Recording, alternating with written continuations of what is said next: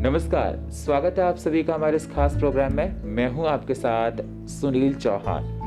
दर्शकों, ये देखा जा रहा है कोरोना के केसेस लगातार बढ़ते जा रहे हैं। देश के प्रधानमंत्री नरेंद्र मोदी ने लोगों को इस बात को लेकर कई बार बोल चुके हैं और बार बार इस बात का संदेश देते हैं कि कोरोना काल में कैसे आपको एहतियात रखने हैं। अभी हाल फिलहाल में उन्होंने एक प्रोग्राम किया है, समझाया है कि दर्शकों को क्या क्या करना है हम सब लोगों को। साथ ही साथ आपको ये बताया जाएगा अगर कोई होम आइसोलेशन में रहता है तो उनको एहतियात किस तरह के रखने चाहिए, SpO2 का रोल क्या होता है, कोविड होने के बाद कितने दिन तक घर में आइसोलेशन में रहना है और कौन से लोगों को होम क्वारंटीन में नहीं रहना चाहिए। बहुत सारे सवाल हमारे पास हैं। आने वाले टाइम में सर्दी बढ़ने वाली है, देखा जा रहा है कि सर्दी के साथ साथ पॉल्यूशन बढ़ रहा है, कह रहे हैं कि कोरोना का इफेक्ट उस पर बहुत पड़ेगा। इन सारी बातों पर डिस्कशन करने के लिए हमारे साथ past IMA east Delhi branch के senior vice president doctor Kumar Gandhi हैं। स्वागत है सर। डॉक्टर गांधी आपको बताएंगे, समझाएंगे, लेकिन उससे पहले आप एक छोटी सी रिपोर्ट देखिए। देश में लगातार बढ़ रहे हैं कोरोना के मामले। दिल्ली के अस्पतालों में बेड पड़ रहे हैं कम। कितने SpO2 पर होती है हेल्थ इमरजेंसी?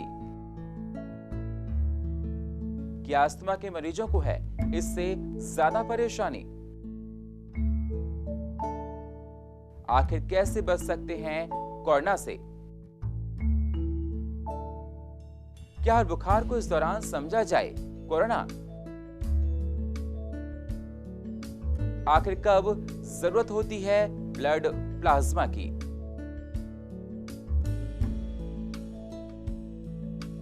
देश दुनिया में लगातार कोरोना महामारी पैर पसारती जारी है, जिसकी वजह से लोगों के स्वास्थ्य के साथ मेंटल हेल्थ पर भी गहरा असर पड़ रहा है। कोरोना के पेशेंट की क्या सांस फूलने पर कंडीशन ज्यादा खराब होती है? कई बार ये देखा जाता है कि कोरोना का मरीज एसिम्प्टोमेटिक होता है, जिसमें कोरोना के कोई सिम्टम्स नहीं होते हैं। हालांकि दिल्ली सरकार ने अस्पतालों में आए हुए मरीजों का कोविड टेस्ट कराने की सलाह दी है। अब कोई मरीज किसी बीमारी का आ रहा है, सबसे पहले कोविड टेस्ट किया जा रहा है। अस्पताल में सुरक्षा के पूरे प्रबंध किए जा रहे हैं। जितना अच्छा हो सके इस दौरान कम से कम लोगों से आप लोग मिलें, मास्क को जरूर लगाए रखें और हाथों को सैनिटाइज करते रहें।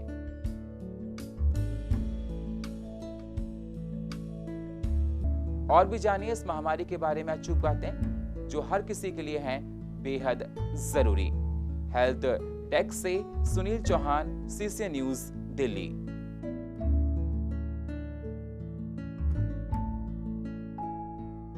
तो दर्शकों, आपने देखा ये चिंता का विषय हम सबके लिए कि कोरोना के केस लगातार बढ़ते जा रहे हैं और लाख जतन के बाद भी हम लोग इस पर रोक नहीं लगा पा रहे हैं और वैक्सीन का ट्रायल चल रहा है, इंतजार है। सर, देखा जाए हमारे देश में कोरोना के केसेस लगातार बढ़ते जा रहे हैं। हमारे देश में लगातार कहा जा रहा है कि 3rd स्टेज में वैक्सीन चल रही है। हालांकि दिल्ली में अगर बात की जाए कि पहले के मुकाबले केसेस कम हुए हैं, लेकिन फिर भी केस अभी भी बहुत ज़्यादा हैं। क्या कहना चाहते हैं आप?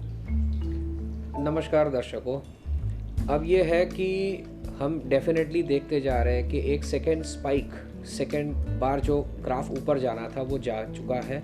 अराउंड 4000 पर डे के केसेस रिपोर्ट हो रहे थे दिल्ली में, जो कि अब फिर से 2700-2800 पे आ गए। यानी डेफिनेटली ये फिर से डाउनफॉल या डाउनवर्ड ट्रेंड की तरफ आ रहा है। जहाँ तक रहा कि हम कह रहे हैं कि वैक्सीन नहीं है, कौन कहता है वैक्सीन नहीं है? वैक्सीन हमारे पास अवेलेबल है, हम उसे अच्छे से इस्तेमाल करेंगे। ये एक वैक्सीन ऐसी जो टीका नहीं है, ये वैक्सीन ऐसी है जिसमें हमें 3 चीज़ें करनी है। It is called as a social vaccination.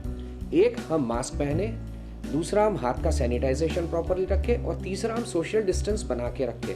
हमारे माननीय स्वास्थ्य मंत्री ने भी ये बताया था, डॉक्टर हर्षवर्धन जी ने, कि सोशल वैक्सीनेशन से हम अपने आप को डेफिनेटली इस पेंडेमिक से बाहर निकाल सकते हैं। मोदी जी ने भी अभी 2-3 दिन पहले ही एक प्रोग्राम लॉन्च किया है जिसको हम IMA, DMA और हमारी ईस्ट दिल्ली ब्रांच के जरिए भी आगे बढ़ाना चाहते हैं। उस स्लोगन का नाम है मास्क ऑन कोरोना गॉन, यानी मास्क लगाइए कोरोना भगाइए। तो अगर हम मास्क लगाना शुरू कर देंगे प्रॉपरली, ये नहीं कि हम घर के अंदर बैठे हैं, घर के अंदर बैठ के अगर हम सोच रहे हैं कि मैं, मेरे बच्चे और मेरी वाइफ बैठे तो हमें ये लगाना नहीं है, तो ये गलत सोच है। कहीं से भी हम कांटेक्ट में आ सकते हैं वायरस से। अगर वायरस से बचना है, नोन टू है तो भी आपको मास्क लगाना चाहिए। आप अननोन जगह पे बैठे तो भी मास्क लगा के रखिए। कहीं पे भी आप जाते हैं, हैंड सैनिटाइजर की छोटी बोतल साथ में रखिए। जहाँ पे हैंड वॉश कर सकते हैं बहुत अच्छी बात है, नहीं वॉश कर सकते वहाँ हैंड सैनिटाइजर का इस्तेमाल करिए। और डेफिनेटली दूरी बना के बैठ के, चाहे कोई भी मीटिंग हो रही है, चाहे कोई भी सोशल गैदरिंग है, एक प्रॉपर 2 फीट की दूरी ज़रूर बना के रखिए। तो हम अगर ये सोशल वैक्सीनेशन के ज़रिए कोरोना के खिलाफ लड़ेंगे तो डेफिनेटली बहुत ज़्यादा अचीव करेंगे। बहुत अच्छी बात सर ने बताई है कि हम लोगों को गैदरिंग में भी जाना है तो सोशल डिस्टेंसिंग मेंटेन करनी है। और अगर देखा जाए, सर ने कहा कि अगर एहतियात बरतो, मास्क लगाओ, और जितना एहतियात बरतोगे उतना ही क्या कहते हैं हम लोगों के लिए अच्छा होगा। सर, हमारे देश के प्रधानमंत्री बार बार हम लोगों को संदेश देते हैं और कहते रहते हैं कि कोरोना से हम सबको भी लड़ना है, ये भी बीमारी जाने वाली नहीं। प्रोग्राम करते हैं, अभी रिसेंटली मैं प्रोग्राम्स किया है मास्क को लेकर। आप IMA ईस्ट दिल्ली ब्रांच के सीनियर वाइस प्रेसिडेंट पहले रह चुके हैं और IMA ईस्ट दिल्ली ब्रांच कहते हैं कि इंडिया का सबसे बड़ा ब्रांच है। क्या नैतिक जिम्मेदारियां आप डॉक्टर्स की बनती हैं कि जो दिल्ली के दर्शक आपको देख रहे हैं उनके लिए आप कुछ ऐसे प्रोग्राम्स लेकर आएँ, कुछ और करें जिससे इस कोरोना काल में वो अपने आप को और अच्छे से ठीक रख सके? एक तो जो है हमारा स्लोगन अब शुरू हो गया है, mask on corona gone. Mask लगाइए, कोरोना भगाइए।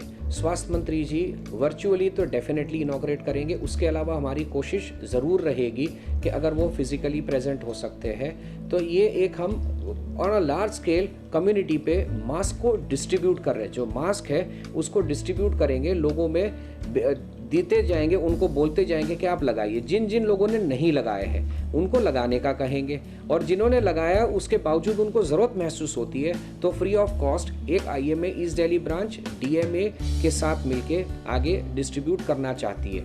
इसका आगे प्रोजेक्ट ये है कि हर रोज़ में किसी एक जगह कोई भी एक ईस्ट दिल्ली का पार्ट लेके हम उसको उस एरिया में जाके वहाँ पे मास्क लगाने की कैंपेन को बढ़ावा देंगे।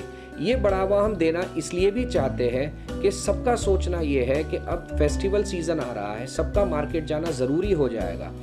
तो अगर मास्क लगा के जाएंगे तो डेफिनेटली कहीं ना कहीं पार्ट ऑफ वैक्सीनेशन का हम प्ले करेंगे, और जिससे कि जो एक सोचा जा रहा है, एक प्रोजेक्टेड फिगर आ रही है कि बहुत ज़्यादा केसेस नवंबर में बढ़ जाएंगे, उसको बढ़ाने में कुछ हम हासिल कर सके कि ये ना बढ़े इतने ज़्यादा। यानी कि अगर प्रोजेक्टेड आ रहा है पर डे 10,000 केसेस, अगर उसको हम 5,000 पे भी ले आए तो achievement is of more than 50%। तो कोशिश यही की जा रही है, लोगों में अवेयरनेस बढ़ानी है। पूरे ईस्ट दिल्ली में जगह जगहों पे हमारा प्रोजेक्ट चल रहा है। एक ईस्ट दिल्ली की तरफ से और भी अभी हुआ है कि हमने एक आर्टिकल दिया है ऑन फ्रंट पेज जिसमें भी यही लिखा है कि मास्क पहनिए, हैंड सैनिटाइज करिए, सोशल डिस्टेंसिंग रखिए।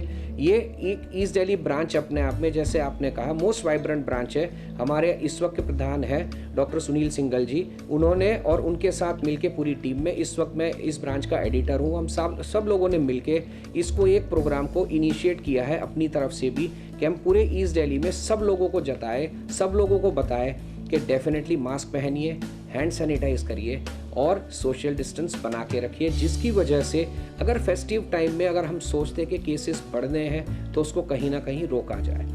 साथ में ये है कि फेस्टिव सीजन है, प्लस ठंड बढ़ेगी तो ये भी मानना है कि कहीं ना कहीं पोल्यूशन बढ़ेगा।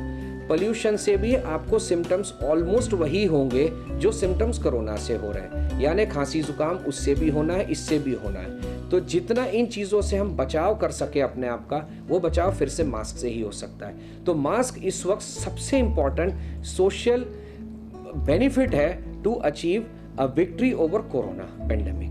तो एक चीज़ तो ये हो गई, इससे बचना है। दूसरा मैं ज़रूर कहूँगा कि एक हम लोग देखते जा रहे हैं पिछले कुछ 2 महीने से केसेस में, एक टाइफाइड के केसेस, डेंगू के केसेस, ये बहुत ज़्यादा आ रहे हैं। मच्छर से बचाव जैसे हर साल हम करते थे, इस साल फिर से हमें करना होगा। इसके अलावा जो टाइफाइड है वो होने की वजह ज़्यादातर होती है बाहर का खाना पीना। अब अगर सोशल हम लोग इस वक्त लॉकडाउन में थे, हमने बाहर का खाया पिया नहीं, तो ये कहाँ से आ रहा है इतना ज़्यादा टाइफाइड? हमारे ऑलमोस्ट बुखार के ऑलमोस्ट 80% पेशेंट को टाइफाइड पॉजिटिव आ रहा है। इसकी वजह है कहीं ना कहीं हो सकता है कंटामिनेशन इन द वाटर, क्योंकि ये टाइफाइड जो है वाटर या फूड बॉर्न होता है। अगर फूड हमने लिया नहीं है बाहर का, तो हमारे आसपास का हो सकता है पानी कुछ इस तरह से मिलावट का हो जिससे कि हमें टाइफाइड हो रहा है। इससे बचने के लिए ब्रांडेड आरओ लगाइए। अगर इसके बावजूद अगर आपको लगता है तो पानी उबाल के ज़रूर लीजिए। हो सकता है थोड़े मिनरल्स डाउन हो जाए, वो बाद में हम अचीव कर लेंगे, लेकिन इस वक्त टाइफाइड से भी बचना बहुत ज़रूरी है। डेंगू से बचने के लिए डेफिनेटली मच्छर अपने घर में न पनपने दीजिए। आसपास में कहीं पानी ना जमा हो, अगर पानी कहीं पे भी हो तो मिट्टी का तेल डालिए उसके ऊपर, ताकि मच्छर ना पैदा हो सके।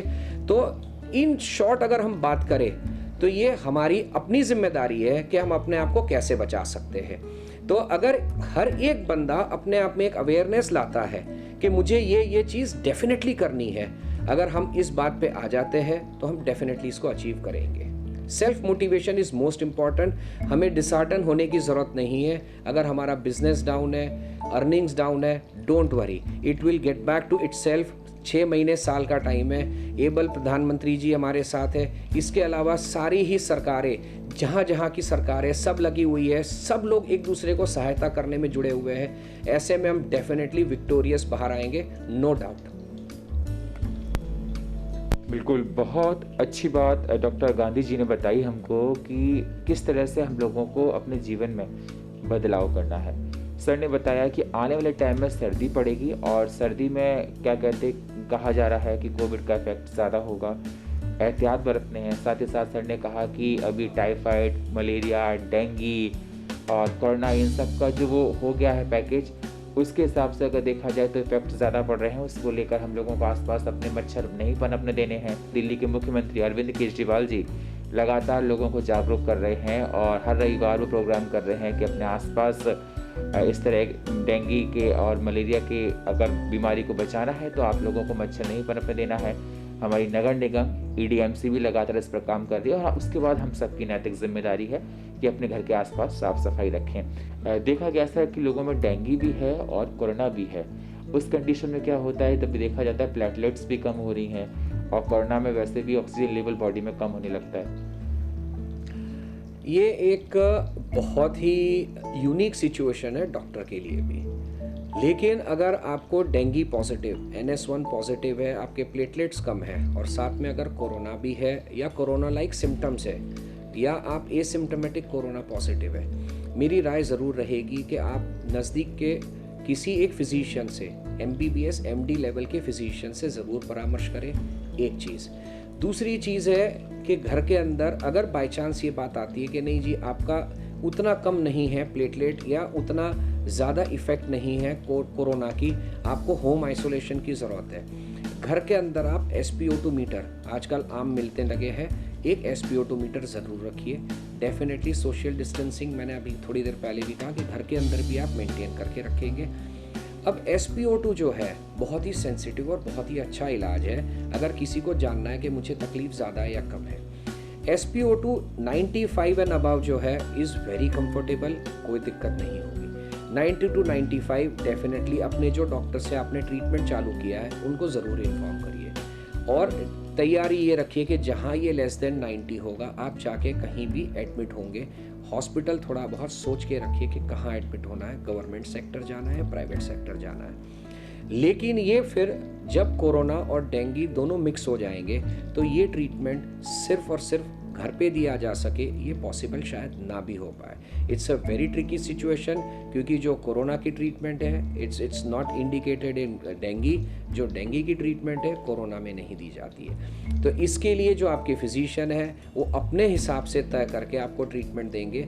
डेफिनेटली आपको कोई ऐसी दिक्कत नहीं होने दी जाएगी, लेकिन आपको ध्यान ज़रूर रखना है कि आपका SpO2 90 से कम ना हो।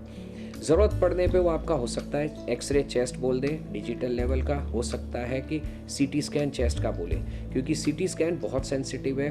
कई बार कोविड RT-PCR भी नेगेटिव होता है लेकिन CT स्कैन की पिक्चर से लगता है कि नहीं जी इनको डेफिनेटली एक एक्सपोजर ऑफ वायरस हुआ है। तो आप डॉक्टर की बात को ज़रूर ध्यान दीजिए, नज़रअंदाज मत करिए। आपकी अपनी सेहत के लिए जो वो ज़रूरी और जो सही होगा वो ओपिनियन देंगे।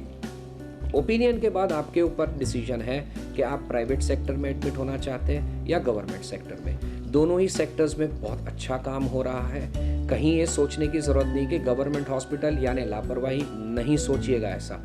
हर एक जगह डॉक्टर इस वक्त अपनी प्रॉपर जिम्मेदारी निभा रहा है, डेफिनेटली निभा रहा है। बहुत जगहों पे रेसिडेंट डॉक्टर्स हैं हमारे जिनको 4-4 महीने से तनख्वाह नहीं मिली है, लेकिन वो आज भी दिन रात पूरी सेवा में लगे हुए कम्युनिटी में इस पेंडेमिक में as a front line warrior society के अंदर जो दिक्कत है उसको लड़ने के लिए तैयार बैठे हैं। डॉक्टर्स अपनी कैपेसिटी से आगे जाके आपकी हेल्प करने की कोशिश कर रहे हैं, प्राइवेट सेक्टर में भी, गवर्नमेंट सेक्टर में भी। तो डेफिनेटली जहां आपको ज़रूरत लगे कि एडमिट होना है, बेझिझक आप गवर्नमेंट हॉस्पिटल में भी जाके एडमिट हो सकते हैं। बहुत अच्छी बात सर ने बताई है कि SpO2 का बहुत बड़ा रोल है। अगर 92 से 95 के बीच में अगर आपका आता है, 94 से लेस आता है, तो आप तुरंत डॉक्टर से परामर्श कर सकते हैं। और 90 से लेस आता है, सर ने कहा कि तुरंत आपको हॉस्पिटलाइज्ड होने की ज़रूरत है। और सर ने कहा कि प्लेटलेट्स काउंट कम होने पर, कोविड होने पर डॉक्टर के लिए भी कंडीशन थोड़ी टिपिकल हो जाती है। तो मोटा मोटा यही है कि आप लोग अपना एहतियात रखिए। सर, ये देखा जा रहा है बहुत से लोग होम आइसोलेशन में, और आपका प्रोग्राम भी देख रहे हैं। तो आप पहले क्या एडवाइस देना चाहेंगे कि कोई कोविड हो तो किसको मतलब होम आइसोलेशन में किसको रहना है, और होम आइसोलेशन में किनको नहीं रहना है, और जो होम आइसोलेशन में हैं उनको कैसे एहतियात रखते हैं? देखिए, होम आइसोलेशन यानी कि आप कोविड पॉजिटिव है तभी आप आइसोलेशन पे हैं। अगर आप एसिम्प्टोमेटिक है तो आप दूसरे को फैला सकते हैं। तो अपना बचाव इस तरह से रखिए कि आप इस बीमारी को स्प्रेड नहीं कर रहे। आप खुद में, अभी मैंने कहा जैसे कि SpO2 मॉनिटरिंग रखिए। इसके अलावा 1-2 सेंसिटिव ब्लड टेस्ट है। एक मैंने जैसे कहा डिजिटल एक्सरे है, एक CT स्कैन है। इसके अलावा एक आता है D डाइमर टेस्ट। ये बहुत ही ज़्यादा सेंसिटिव है, जो बताता है कि आपकी आगे आने वाले 24-48 घंटे में कंडीशन किस तरह की रहेगी। ये भी आपने अपने आप में नहीं कराना है। बार बार कहूँगा कि फिजिशियन से परामर्श लेके, उनका ओपिनियन लेके, उनकी गाइडेंस में, आजकल बहुत सारे डॉक्टर्स या ऑलमोस्ट मैं कहूँगा सारे ही फिजिशियंस ऑनलाइन कंसल्टेशन दे रहे हैं। तो चाहे आपको ऑनलाइन कंसल्टेशन लेनी है, हॉस्पिटल ना जाते हुए उनसे कंसल्ट करिए, उनसे परामर्श लीजिए, और उसके बाद ही आप तय करिए कि आपको नेक्स्ट स्टेप क्या लेना है। ना कि आप गूगल में देखेंगे, ना ही आप कोई अखबार में पढ़ेंगे, ना ही कोई और चीज़ देखेंगे। आपके जो फिजिशियन है वो क्लिनिकली मोर एक्सपीरियंस्ड है इस चीज़ से। आपके केस के लिए क्या करना चाहिए, आपको शुगर है नहीं है, आपको BP है नहीं, आप 60 ईयर्स से ऊपर की एज के या नहीं, यानी कोई कोमॉर्बिड कंडीशन है या नहीं, उस बेसिस पे भी तय किया जाता है। तो सबसे ज़रूरी चीज़ SpO2 घर पे मेंटेन रखिए। दूसरा, हाई प्रोटीन डाइट लीजिए, जिसमें आता है पनीर, टोफू, सारे ही दालें और हरी सब्जियां, ये सब ज़्यादा लीजिए। इसके अलावा विटामिन C की गोली और जिंक की गोली ज़रूर लीजिए। Even role of vitamin D established है, लेकिन फिर से मैं कहूँगा डॉक्टर अपने परामर्श, अपने एक्सपीरियंस के हिसाब से आपको देंगे। आप उनसे पूछ सकते हैं कि सर मुझे इसके बारे में भी पता है, मैं क्या करूँ, लूँ या ना लूँ। लेकिन don't go for a self medication. आपको आइसोलेशन कहा है, मेडिकेशन नहीं कहा है। आप आइसोलेट रखिए अपने आप को, मेडिकेशन का काम डॉक्टर को ही करने दीजिए। आप SpO2 सबसे सेंसिटिव चीज़ है। घर में रात को 2 बजे भी आपको दिक्कत लगे, ना CT स्कैन अवेलेबल होगा, ना आपको D डाइमर मिल पाएगा, आपको सिर्फ मिल पाएगा SpO2। तो घर पे हर एक बंदा एक SpO2 मीटर रखे। ऑक्सीजन की ज़रूरत भी हर एक को नहीं है, बता दूं मैं। ऐसा ना सोचिए कि 94 है तो मैं ऑक्सीजन लगा लूँ, ना। ये फिर से फिजिशियन डिसाइड करेंगे कि किनको ऑक्सीजन की ज़रूरत है या किनको नहीं है। तो आप डेफिनेटली ऐसे काल में, इस टाइम पे डॉक्टर की सलाह लेके ही ट्रीटमेंट करिए। आइसोलेशन में आप अपने आप को घर पे रखिए। कम से कम 9 से 14 दिन घर पे रहना ज़रूरी है, ताकि वायरस का जो चेन है वो ब्रेक हो सके, हम किसी और को स्प्रेड ना कर सके। तो इन चीज़ों का ध्यान रखना होगा। प्रोटीन डाइट अच्छे से लीजिए। और एक चीज़ और अब उभर के आ रही है, साइकोलॉजिकल, जिसमें कि लोगों को डिप्रेशन हो रही है कि यार मैं ठीक होऊंगा या नहीं। तो आप एक हिम्मत मत हारिए, ये चीज़ है, महामारी है, हम सब मिल के लड़ रहे हैं इस चीज़ से, एकजुट होकर लड़ रहे हैं। क्यों नहीं, हम जीतेंगे, हम डेफिनेटली जीतेंगे। We will win the battle with the corona. बिल्कुल, हम सब लोग इस बीमारी से जीतेंगे, और जल्दी जैसे लाइफस्टाइल हमारी थी, जैसे सर कह रहे थे कि वही आएगी। बस अभी समय ऐसा है, एहतियात बरतना है, सावधानियां बरतनी है, वही समय आएगा, हम सब लोग मिला करेंगे, सब लोग आपस में अपनी लाइफ को स्पेंड करते थे, हंसी मजाक फ्रेंड सर्किल में होता था, पार्टीज होती थी, सब वो आएगा। लेकिन इसको अभी कोरोना को लेकर थोड़ा हमको इसको कम करना है। बहुत बहुत शुक्रिया सर, आप हमारे इस मंच पर आए और आपने बहुत महत्वपूर्ण विषय पर चर्चा की। चलते चलते आपके पास जो गोल्डन टिप्स हैं, दर्शक आपको देख रहे हैं, आप कोरोना काल में उनको देते जाइए। दर्शकों, एक तो वैक्सीनेशन की उम्मीद की जा रही है 2021 की शुरुआत में हमारे पास आ जाएगी, लेकिन वैक्सीन का मतलब ये नहीं है कि हम जो अपनी लाइफस्टाइल अभी जी रहे हैं उसको बहुत ज़्यादा मॉडिफाई करेंगे। तब के लिए बता रहा हूँ, फिलहाल के लिए ज़रूरी है, बार बार कहूँगा, social vaccination. Wear a mask लगाइए अच्छे से, मेंटेन अ सोशल डिस्टेंस, एक दूसरे से 2 गज की दूरी बना के रखिए, एंड हैंड सैनिटाइजेशन या हैंड हाइजीन हम ओवरऑल कहते हैं, चाहे हाथ धो के हम इस्तेमाल करें, अगर धोना पॉसिबल ना हो तो सैनिटाइज़र का इस्तेमाल करें। इन 3 चीज़ों से डेफिनेटली हम अपना बचाव कर सकते हैं। किसी कारणवश अगर हमें लगता है कि हम एसिम्प्टोमेटिक पॉजिटिव है या थोड़े बहुत माइल्ड सिम्टम से पॉजिटिव है, आइसोलेशन में है, डोंट गेट डिप्रेस्ड, आपको आपके डॉक्टर हेल्प करेंगे, आप घर पे ही ठीक हो जाएंगे। बाई चांस ज़रूरत होगी आपको हॉस्पिटल में एडमिट करेंगे। जो 6 महीने पहले और अब की सिचुएशन में फ़र्क है, सबसे बड़ा फ़र्क ये है कि science has understood the virus little bit. जो 6 महीने पहले था, समझ में नहीं आ रहा था कि ट्रीटमेंट क्या दिया जाए। अब ट्रीटमेंट प्रोटोकॉल्स बने हुए हैं, ICMR हमें गाइडलाइंस नए नए देते जा रहे हैं। डॉक्टर्स है, क्या प्राइवेट में हो क्या गवर्नमेंट हॉस्पिटल में हो, दिन रात लगे हुए हैं आपकी सेवा में। As a warrior they are fighting this battle, और वो डेफिनेटली चाहेंगे कि आप ठीक होके घर जाए। कोई डिफरेंशिएशन ऐसा मत रखिए कि प्राइवेट है या गवर्नमेंट है, गवर्नमेंट में केयर नहीं होगी, मत सोचिए। केयर अटमोस्ट जो उनसे पॉसिबल है वो सारी देने की कोशिश करेंगे, आपको ठीक करने की कोशिश करेंगे। कहीं कोई दिक्कत लगती है, डॉक्टर से सलाह ज़रूर करिए। होम आइसोलेशन की ज़रूरत पड़े तो कम से कम 9 से 14 दिन घर से बाहर मत निकलिए, और उन दिनों में भी डॉक्टर से चाहे आप टेली कंसल्टेशन पे फॉलोअप लेते रहिए। ज़रूरत पड़ने पे अगर आपको ब्लड टेस्ट, डिजिटल एक्सरे या CT स्कैन रिपीट भी करवाए तो ये मत सोचिए कि खर्चा हो रहा है, ये सोचिए कि मेरी सेहत के लिए किया जा रहा है। काइंडली कोऑपरेट इन अ वे कि एक हमारी मोरल ड्यूटी है, एक नैतिक जिम्मेदारी है कि अगर वायरस से मैं संक्रमित हूँ तो मैं किसी और को ना फैलाऊं। वो मास्क पहन के हो सकता है, किसी और से मुझे ना हो वो हैंड सैनिटाइजेशन से हो सकता है। और तीसरी सबसे ज़रूरी चीज़ है कि एक दूसरे में ना इंटरमिंगल हो, इसके लिए सोशल डिस्टेंस बना के रखिए। ये चीज़ें अगर हम करेंगे तो हो सकता है 2020 के ख़त्म होते होते ये महामारी से हम उभर के बाहर आ जाएंगे। तो देखा आपने, डॉक्टर साहब ने बताया और समझाया कि जल्दी हम लोग इस लड़ाई से जीतेंगे।